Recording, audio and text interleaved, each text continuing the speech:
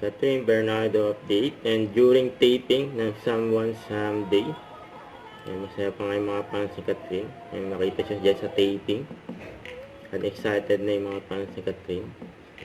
Yung bagong teleserye ni Catherine na Someone Someday.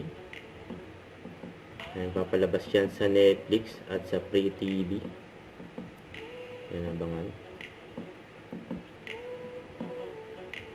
Ang ganda pa nga ni Catherine, no? Very accommodating si Catherine sa mga fans. Yan. Ang namin gustong makalapit kay Catherine at makapagpa-picture. At makausap yung idol nila. Lalo na yung mga bata, oh.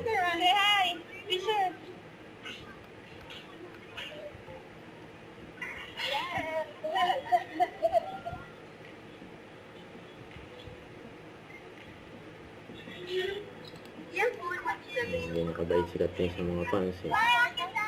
Maraming nagmamahal kay Catherine. Yun, oh.